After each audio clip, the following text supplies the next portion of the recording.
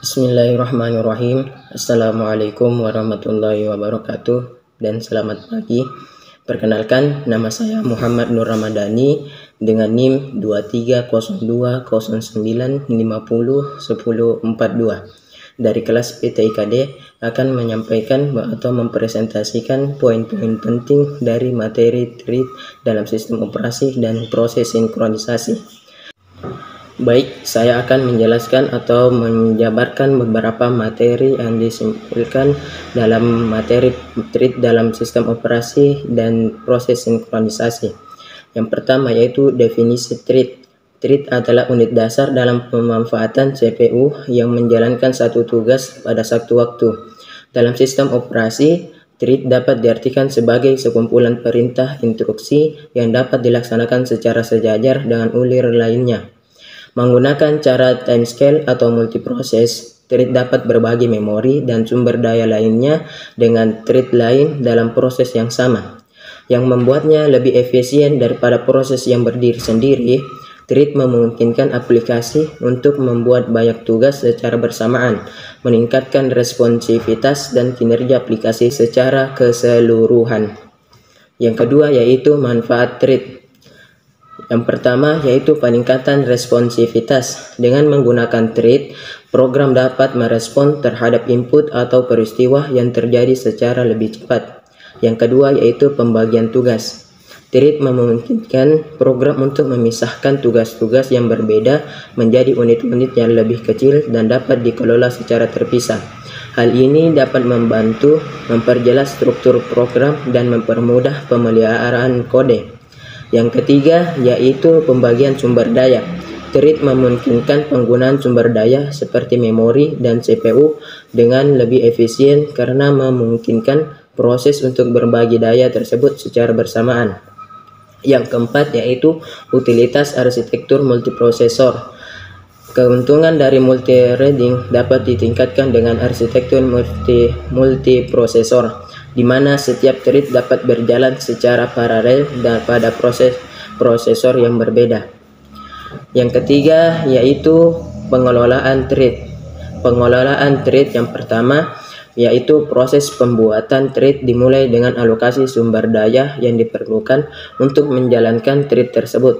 Ini mencangkup alokasi memori untuk stack TRID, entry dalam tabel kontrol TRID, dan sumber daya sistem lainnya yang diperlukan. Yang kedua yaitu penghancuran TRID. Proses penghancuran TRID dimulai ketika TRID telah menyelesaikan tugasnya atau ketika TRID tidak lagi diperlukan dalam program. Langkah awal dalam penghancuran TRID adalah memberhentikan eksekusi kode TRID. Ini bisa dilakukan secara langsung oleh TRID itu sendiri atau oleh TRID lain dalam program. Yang ketiga yaitu penjadwalan TRID. Penjadwalan TRID adalah proses di mana sistem operasi atau lingkungan runtime menentukan kapan dan seberapa lama setiap TRID dijalankan. Setiap TRID dalam program bersaing untuk mendapatkan akses ke unit prosesan pusat atau CPU untuk menjalankan kode mereka. Penjadwalan TRID dilakukan oleh 6 penjadwal TRID di dalam sistem operasi atau lingkungan runtime. Yang keempat yaitu sinkronisasi. Sinkronisasi adalah suatu proses pengendalian akses dari sumber daya terbagi yaitu share score oleh banyak TRID sedemikian sehingga hanya satu TRID yang dapat mengakses sumber daya tertentu pada saat satu waktu. Adapun model TRID. Model TRID yaitu yang pertama single TRID adalah sebuah lightweight proses atau proses sederhana yang mempunyai TRID tunggal yang berfungsi sebagai pengendali atau controller. Yang kedua yaitu multithreading.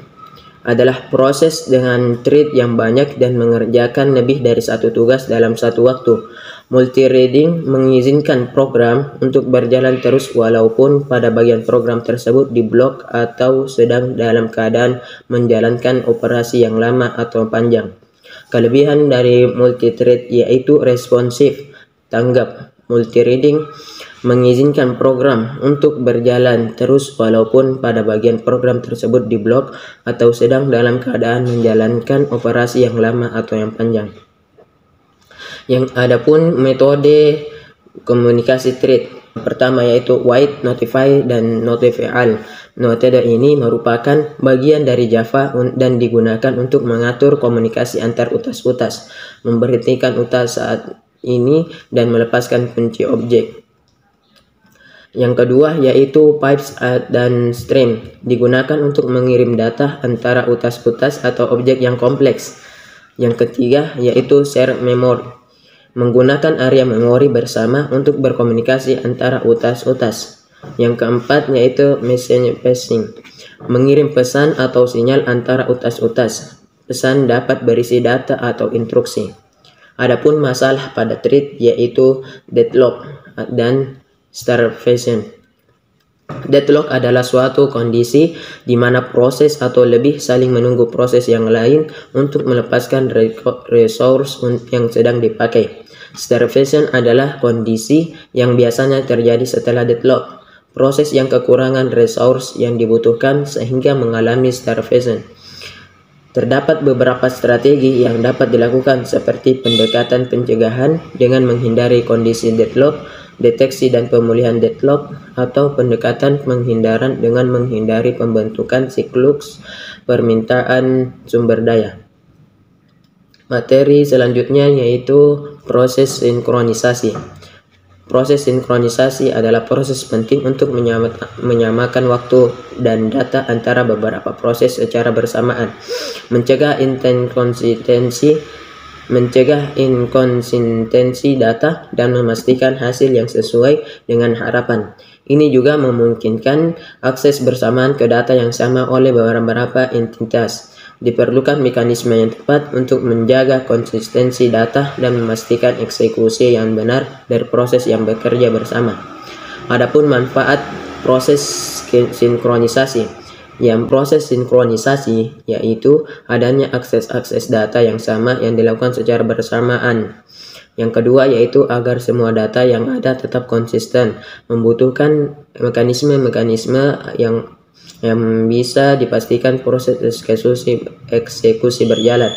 Yang ketiga yaitu adanya rest condition, yang merupakan kondisi di mana beberapa proses mengakses dan memanipulasi data secara bersamaan akan membuat nilai terakhirnya nanti bergantung dari proses mana yang duluan diakhiri. Adapun dampak suatu sistem yang tidak tersinkronisasi. Yang pertama yaitu rest condition. Rest condition merupakan situasi di mana beberapa proses mengakses dan memanipulasi data secara bersamaan. Rest condition merupakan situasi di mana beberapa proses mengakses dan memanipulasi data secara bersamaan. Yang kedua yaitu deadlock. Deadlock yang mungkin dapat terjadi pada suatu proses disebabkan proses itu menunggu waktu kejadian tertentu yang tidak akan pernah terjadi. Adapun solusi dari rest condition yaitu eksekusi atomik. Setiap operasi pada sumber daya bersama harus dieksekusi secara atomik. Eksekusi atomik yaitu setiap operasi pada sumber daya bersama harus dieksekusi secara atomik.